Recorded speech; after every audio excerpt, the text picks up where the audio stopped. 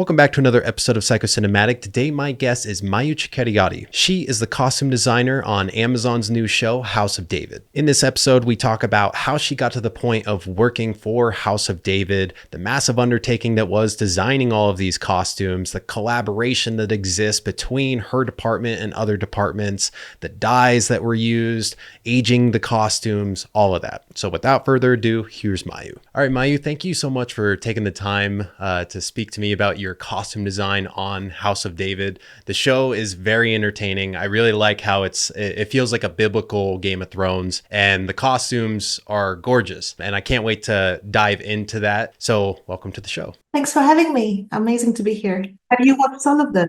Have you watched? That's a great thing to touch on is as of right now, I am like halfway through episode 5. I was really hoping to get up to date. And then I saw they released an episode 7 this morning. But yeah, I don't have much more. And so I'm super excited, especially to get to the David and Goliath stuff. Right before we started recording, you said that you are currently working on season 2. I didn't even know that this was going to go past the season 1. So that's really exciting. Yeah, it's actually fab. We are shooting season 2 as we speak. So that's awesome. Cat's out of the bag because we were trying to but yeah, it was approved and we're super happy. Yeah, to be back. Yeah, that's great. I thought it was like one of those things where it was like a limited series or something like that. So before we get into the costume design specifically on the show, can you go a little into your background and, you know, how you've got to this point in your career? I started as a theater person. So I studied theater. I studied theater design, costume design, costume aging, costume pattern, things like that. And I absolutely loved watching films.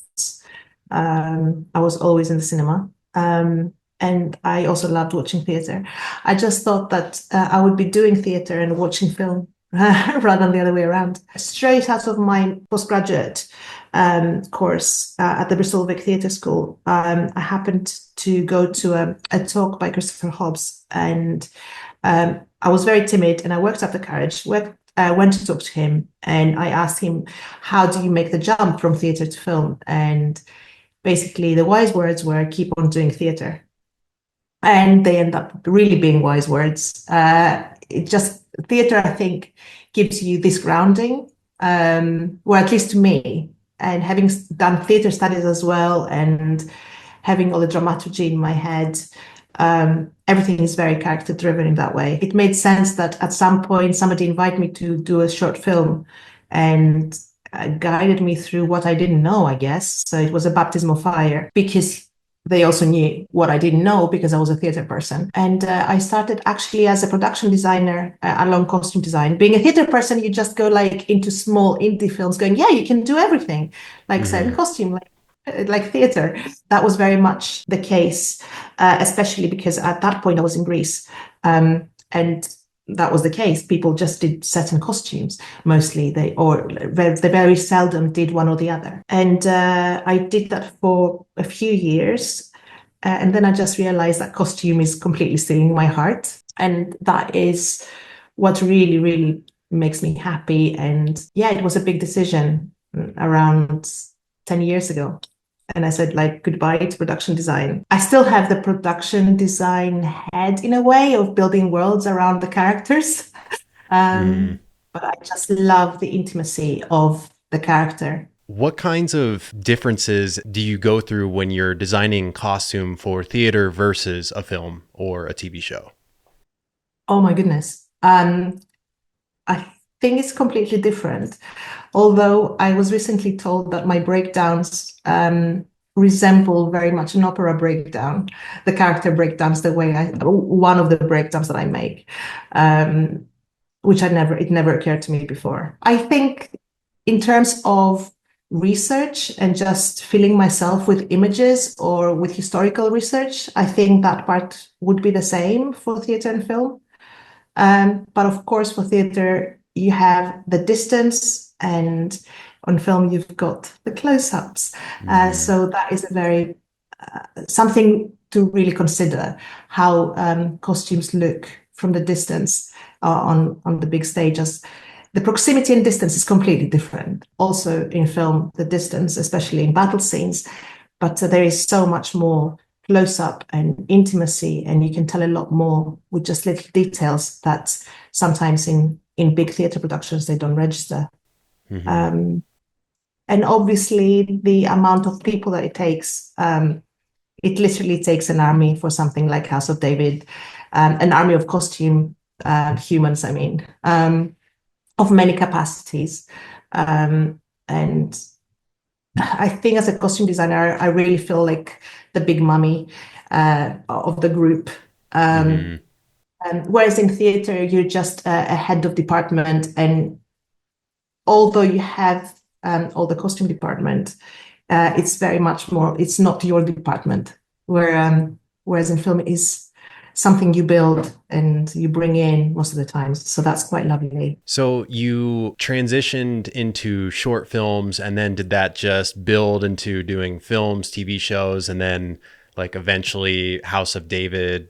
Did they seek you out, or was that like your agent or manager who helped you get in contact with them? Because I mean, it just seems like it's such a long journey. It feels like to like, because as someone who I just finished my first short film recently, and to imagine going from that to something like House of David seems like that would take me forever. And it does take forever. I mean, I'm not talking about a few years either. Mm. I designed my first short film in 2004. So Wow. yeah, so it's not that short the period. And Hmm. also, I was really lucky that the films that I did immediately went on to festivals. So I got that taste of, the Berlinale or Cannes, or going to Venice for the festival and walking red carpets. I mean, there were Hmm. like small independent films, but they were getting really heard and they were Hmm. making a mark. So I was really lucky that that was the case. Hmm. So in that, it helped me build up to when I moved back to London, doing some more, and so on and so forth. Yeah, up to House of David. They did actually knock on my door. Um, I have to admit that I've been lucky in my life. I don't think we've reached out for work. That's So incredible. I'm quite lucky in the sort of I've been going through the flow of what is coming. Hmm. And obviously, what's coming that is the right thing, not everything that's coming. It came from the producers of David Cronenberg's Crimes of the Future, which in turn came from the producers of another film I had done, a French production. Mm. So, yeah, it was kind of word of mouth. Yeah. And so now that season one has just about come out, have other productions been coming to you and asking like, hey, once you're done with all your future seasons of House of David, you want to come and work for us? No, but I'm here. Hmm. Yeah, we're doing House of David season 2, so I was just like kind of cleared my calendar, so to Yeah. speak.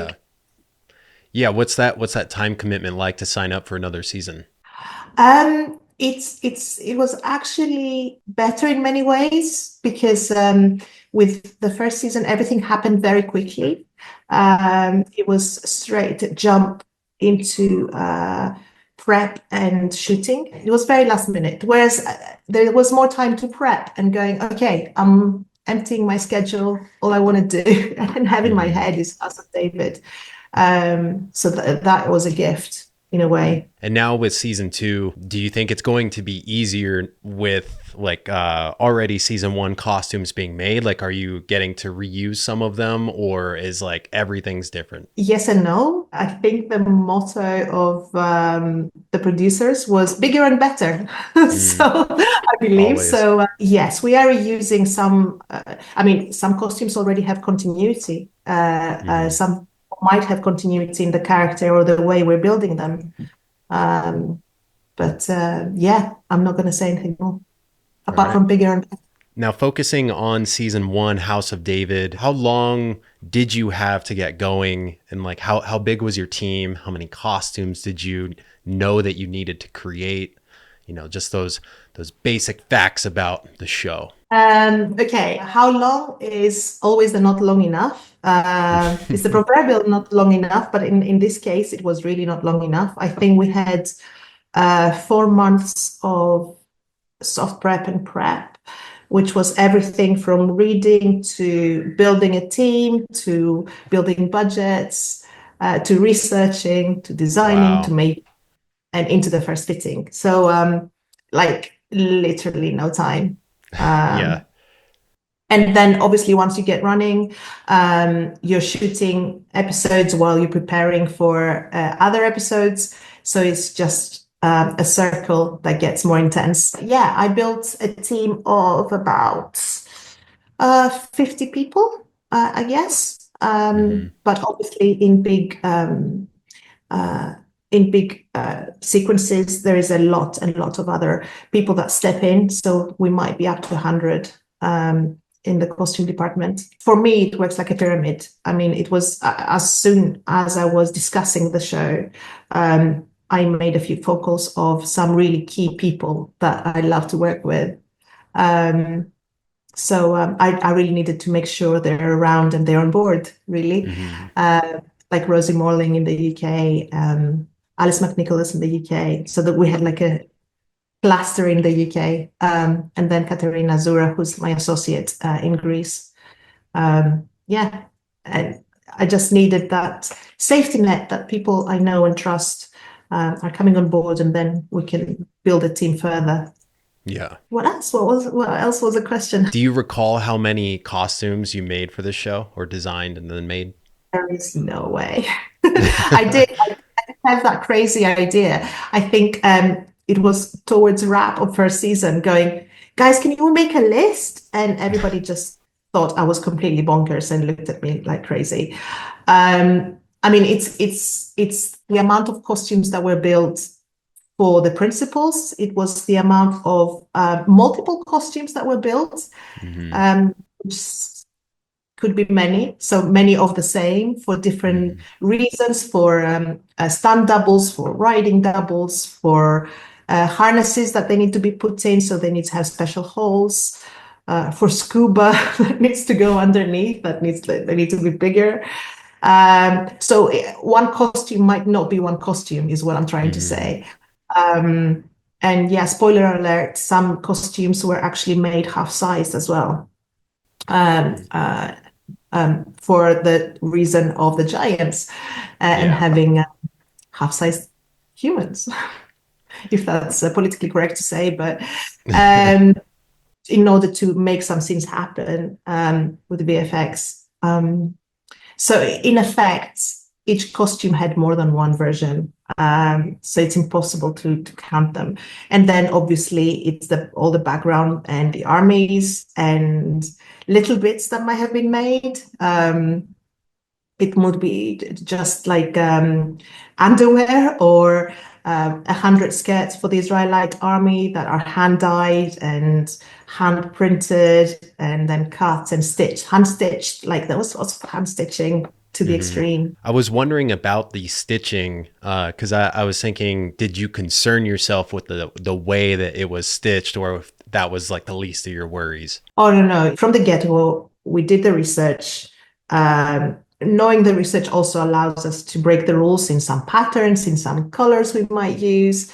But what we were completely adamant about as the core team, especially with Caterina and with Giulia Pecorari, who stepped in as the assistant in charge of everything that was made because she's an amazing wizard with patterns. It was from the beginning that it would be natural fabrics, nothing synthetic, and also hand stitching and nothing mechanical. So Hmm. yeah, it was a premise that was like, this is where we draw the line. We might break some rules somewhere else, but that authenticity really comes from that. How much does that slow you down having to do hand stitching versus like a sewing machine, something like that? A lot. It does. Um, I mean, we had an amazing house of makers. They were incredible, and yeah, the stitching and the embroidery that they came up with was incredible. Yeah. Even some really crazy bits of designs. I think, Samuel is wearing a scarf that's handed to him by his mother, and yeah. I think that even when I designed it, I was like, maybe. I don't know if that's feasible. Mm, I think that might be, and it looks completely identical. It's beautiful. And I'm not saying in terms of like not being able to do the embroidery or anything. It was just, I think, something hard to emulate from design. It wasn't straightforward. It was also it was like a relic. We called it the relic. mm. And it was very aged. So it wasn't for lack of skill in any way. It was just all these motions from like which fabric to which embroidery to how to age it. That yeah, I think it's like one of my favorite pieces as well. Yeah. So you had mentioned the research, which with any of these like historical things seems and period pieces is incredibly important.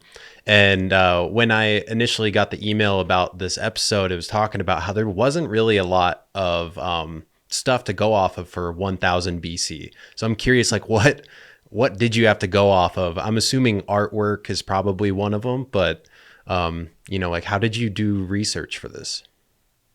Yeah, artwork. Yeah, it depends. In the beginning, yes, I did look at all the wrong research, I think, Oh no. just to myself. As in, there are lots of depictions from the Renaissance and Mm, from many other years, but they're like, yeah, they're not accurate in any way. Obviously, they're beautiful. mm, So I did tease myself with that in the beginning, but I think once you start digging, you actually find a lot of things. And as the core team that started was in London, we had the British Museum, we had the V&A, we had the British Library. We just expanded our research everywhere. And we even drafted designs based on some stuff we read, just to like say, okay, that's the description that we're reading. And yeah, like the V&A archives, you can find lots of things unexpectedly once you start digging. Of course, we drew from older civilizations as a whole. I mean, for example, the Philistines are coming from Greece through Crete and Cyprus and Turkey, and into where they settled. So there is a lot of influence for that mm-hmm, time. So just draw or being like Egypt supplying cottons. And so we mm-hmm, had a broader scope of research as well. It wasn't just on that area. I think we mm-hmm. were just researching the world and how it Yeah. communicates. At any point, did you guys bring in historians to, um, I don't know, I guess maybe provide some guidance or, like point you in the right direction? Yeah, there were some advisors that the producers had. We could reach out to them by email in the Mm, very beginning. There were also advisors on the scripts as well. So yeah, we yeah. had them. But most of the times it was also just double checking things and going like, this is what we're going for. There was a step of just, we're breaking that rule, can we? As well. Mm-hmm, For example, the Philistine army, differentiate the armies that predominantly kind of look the same. The Philistines had some really unique looks as well. But I think we completely changed it in our story. They became the grey wolves and mm, having iron as well, like the grey and some like deep browns, or some netted capes that we used that alluded to them being by the sea or being like a more of a sea civilization. Also, the pattern in their skirts that is actually taken by pottery, that they have that pattern gotcha. on shirts, but we just use them for the army and we base that on that. So We played around a little bit. Yeah. Well, so that's something that I was noticing a lot is, of course, all the royal families and the more wealthy people have really extravagant dyes with their clothing. And I'm just kind of curious, beyond the fact that you are using these dyes for the wealthy families with like color theory. Are you telling stories with the color, or is this all based on, I guess, what would translate best to the screen? No, absolutely. I remember the first time that I went to Paris, which was such a beautiful, huge costume hire in Spain. And I just started pulling things to just put together like palettes for civilizations. I just used the stock as sort of an inspiration and also in a way to communicate to the creatives, the producers and the directors and the writers as well that Mhm. we're working with the actual colors and textures that I was thinking of for each kingdom or civilization. Um, and that was super exciting. I do love doing that. A lot came from it that then was taken even further, obviously. But some basic rules of the civilizations, like again the Philistines, the people in Gath have a palette of more blues, grays, and a little bit of yellow, not very much warm colors, whereas Bethlehem is very earthy, and Gath, then being the center, is the most colorful. I mean, that's Mhm. a very basic breakdown of the peoples. Um, but also then moving on to the royal family and the way Mikal is more passionate, but and has more reds, Mhm. and Rab is very playful, and she's got more of a palette of blues, greens, and yellows. I'm curious with Goliath, the actor who plays him, he's a giant in his own right. So he's 6'8" and really jacked. Does creating a costume for him pose new workflows or challenges as opposed to like normal sized people? Yes, I mean we did. I did ask to 3D scan him so that we were Mm. completely accurate with his armor building. I wouldn't have asked that if it wasn't for the armor, to be Mm. honest. But yeah, he just needed to be 3D Yeah. scanned for precision and for fit. So that was one challenge. I think everything else was amazing. I mean, yeah, he's big. He's another actor to dress, so they come in all shapes and sizes. Right. Earlier, you had talked about, weathering the costumes. What's Mhm. that weathering process look like, and how do you ensure that you're not going too far? Or do you go too far and you're like, all right, we got to make this again? Yeah, I mean, the aging, breakdown, and dying, all of that. Department that we built was absolutely amazing. Um, I just loved going in there with all the little fabric samples hanging of different colors.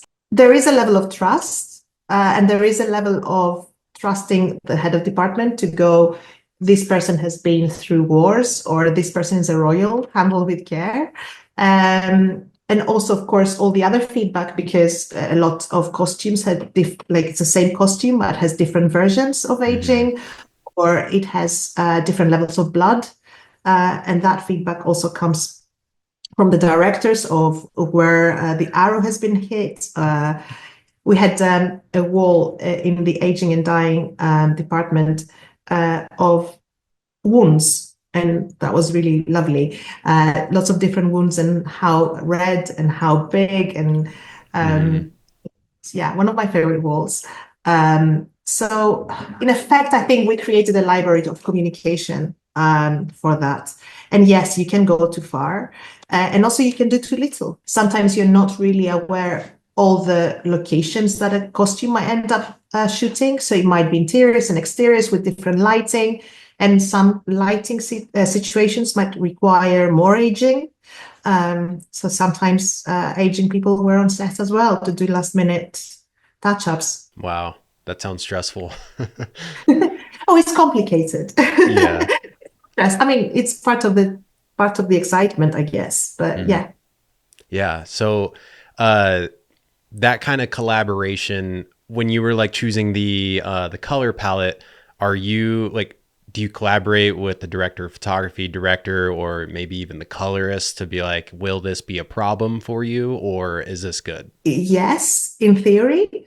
In practice, House of David was moving so fast. Mm, We did not have that. It would be a dream to have that. yeah. Uh, but yeah, we did not have that luxury. It was like it was endless. I mean, yes, if we did have a question mark about a fabric, we did run it through the camera, but it was just basically jumping and going, guys, do you think there might be a problem with this? Rather than a full-on sort of discussion. And how about collaborating with the props department? I'm assuming they're the ones who are maybe making and designing the weapons. Yeah. And so that I would imagine has to work well with the costumes and also probably, they would work hand in hand. I feel like with the way you were talking about the capes being like netted, like that their weapons should kind of resemble the area from where they're from. Is that something that you guys kind of work back and forth? Like, here's what we're designing. What are you thinking for a weapon that makes sense that they would actually be able to swing or, with what they're Yeah. wearing? Yeah, communication for me is absolutely key, and communication goes from the very top. So I'm always in close communication with the production designer for starters, and Mm-hmm. I always send him all the new drafts of costumes, just in case he might say something. But I just like for him to be aware of what's in my head for that character, because sometimes we are designing at the same time the Mm-hmm. location and the costumes. So I don't even have the privilege of like going, oh, it's this location. Especially in season one, communication is key. And then there was a props armory department, and they worked really well with the costume armory department. So we did have a very good working relationship, especially if things went wrong. I think we Mm-hmm. all pulled together because things might go wrong, and it really warms my heart that people just pull together to go like, let's make this work. It doesn't matter if it's set or if it's prop or is it costume. Let's make this work. So Yeah. it was a really amazing group of people. Much like the props, I was noticing the jewelry. And does that fall under your purview with like what you're designing, or are you bringing in like a jeweler to work on those designs? We had somebody in charge of the jewelry, Mm-hmm. the fabulous Gina, and we hired a lot of stuff. I designed a lot of stuff that we actually made by local artisans, goldsmiths. We bought and altered a lot just to make new things. So it was a combination of everything from hire to buy and manipulate to just plain designing. Mm-hmm. Like for example, the crowns were designed, Yes. most of the crowns were designed and made, and in quite a few versions of them, some lighter, some heavier. And the same for many other crucial bits of jewelry or hero jewelry that needed to be made many times, for example. Mm. That was also the case. Why did it have to be made many times? If it broke or Oh. if it was an action prop that might, for safety, because it would be handed over many hands or many different people. But yeah, also because it might actually break in the scene. Gotcha. You might need multiples. Yeah. I'm glad you brought up the crowns, because that was one of the things I wrote down that I was completely blown away in episode 2 when it's like the meeting with the Philistine king, and there's all the kings. I was looking at these crowns. I was like, I have never seen designs like this, and like these crowns are so cool. So that I Oh, thought that was great. that scene is a combination of hires and makes as well. So it's not 100% designed by me, all the Hmm. crowns. Just to say, just in case a beautiful designer is watching this and they have designed it, I would love to know. We did make alterations to fit the narrative of the more metal and iron of the Philistines, as they had more metal, more iron, and which the Israelites didn't have at the time, and the Philistines were keeping it from them. Mm. So they had more metal in abundance. So we did altarpieces to fit into that narrative as well. And so when you start designing this, were you given scripts to go off of for the main character design work? Or I know it's a biblical story, so like did you just refer to the Bible instead? Or, like what how did you go off of that? Or maybe they were giving you character descriptions or something like that. Yes, there was a character list with character descriptions. Thank you. I Hmm. didn't remember it, but like, yeah, that's so far away. But yeah, there was a character description list with a paragraph on each character. But I mean, for me, I like to draw everything from the script. And even though, yes, I could go into more information on specific characters, I tried not to, Hmm. because the writers have chosen that path for a reason. So I didn't want to, if it wasn't given to me by the script or by talking to the directors or by talking to the creatives, the producers, if it wasn't somehow in my brain because of these conversations, then my justification is that that was kind of consciously taken off and it was not in the script or it should not be in the narrative. What I did sometimes offer were not historically accurate bits of information on the characters. For example, when Nitzevet, David's mom, in the flashbacks, she carries her headscarf, and I decided to like go, guys, we have David's fabulous blue cape. Let's have his mom, like that's a piece of his mom. So it makes sense when you see the flashback that there is this blue echoing in the scene as well, Hmm. which is not historically accurate in any way. And it's not in the scriptures. However, David's blue is, and that was something that John Erwin was one of the first things that he told me was David is associated with the color blue, so we want the color blue. Hmm. So there were lots of fabric samples, dye samples to find the perfect blue and the perfect fabrics for it. Yeah. But then, yeah, backtracking into Nitzevet, that was a historically inaccurate thing, or maybe it's accurate and there's no historical writing about it. Maybe Hmm. it was the Yeah. case. You never know. Hmm. So, did you find it important to go and read the biblical stories of this? I think it's in Samuel in the Bible. Yes, but I tried not to influence myself. So, um, yes, but sort of stepping away and not using it as research, if that makes sense. Hmm. Just to have it as a Hmm. background cushion. Yes. Yeah. And I'm not sure if you mind me asking, are you yourself religious? Because if you are, I would imagine that this project would mean something even more to you. Yes, I am. Hmm. So I, it's quite weird because I never associated meaning something more to me. Hmm. Um, it's a super exciting project. Um, and I think all the projects, in order to do them, really need to mean something to me. Hmm. Whether it speaks to me from that side or from also the creative side, that we've got giants and mystics and Yeah. witches, that's also the case. So, as you said before, it's like a biblical Game of Thrones. Yeah. So it speaks to me in many ways. Yeah. Gotcha.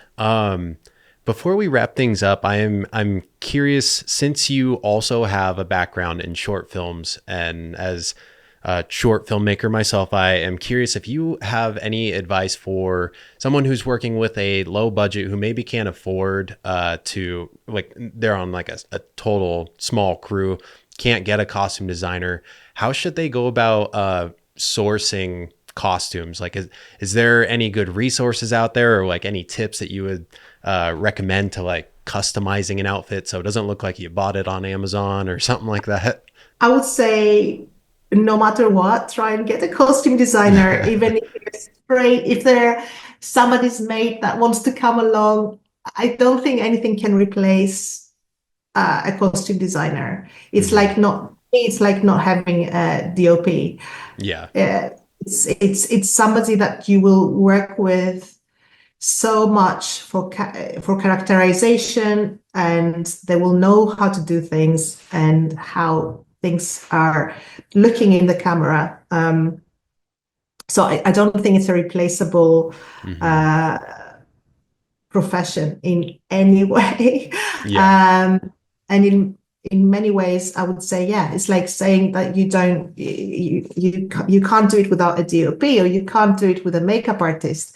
They sort of seem more intricate, because like, yeah, of course I need to have makeup because they need to look good. Well, Hmm. in the same way, you need somebody to look after what they're going to wear and have these discussions with you. And I think it's especially for directors that are just starting. I think it's so useful to have these discussions, and it's a growing thing, it's a learning thing. So it's also good for that. Hmm.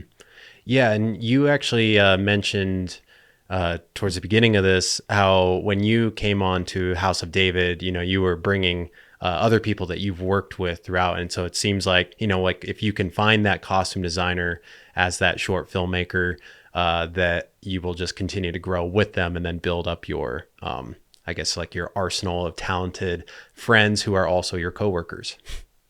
Yeah, I mean, it's always the case. I mean, some directors really like to work with the same people all the time. Some Yeah. directors sort of work with people depending on the project. Hmm. So it's finding also an individual director's voice. Yeah. What suits you? Do you want to have the same people all the time, or do you want to Right. challenge yourself? Robert Eggers comes to mind with that because he's used, I think her last name is pronounced Muir, Linda Muir, for like all of his costume design work. And then like same production design, like, and his DOP, all that. And it seems to work well for him. And I'm sure there's many other directors out there who do the same thing that I'm just not privy to. But yeah, it seems like that would be a great way to go. Either way, just use a costume designer. Yeah. It's like one of the best collaborators you can ever have. Hmm. Um, for example, I mean, with House of David, I'm just going back. Um, I started working as the scripts were being written, and Hmm. that was such a joy, because things that I would say in the conversations with the characters, I could see fleshed out in scripts as they were being written. Hmm. Because we're having so many conversations about the characters, what they do, their backgrounds, everything, in the costume conversation. So it's so beautiful to just see things that just make it in different ways, in the narrative, rather than just the costume that you see. Seems like something that you should bring in the costume designer sooner than later, so that they can help, flesh out those ideas and make, help craft those character designs. 100%. Thank you so much for taking the time. I'm so excited that there's a season 2, and I'm really happy for you that you are continuing the costume design work. I hope you guys get plenty of seasons. And I can't wait to finish out this season and, just see what this whole David and Goliath fight's going to look like and see more of your costume work. Spoiler alert, Goliath dies. Damn it. You spoiled it. That was funny. Sorry. Thank you so much for having me.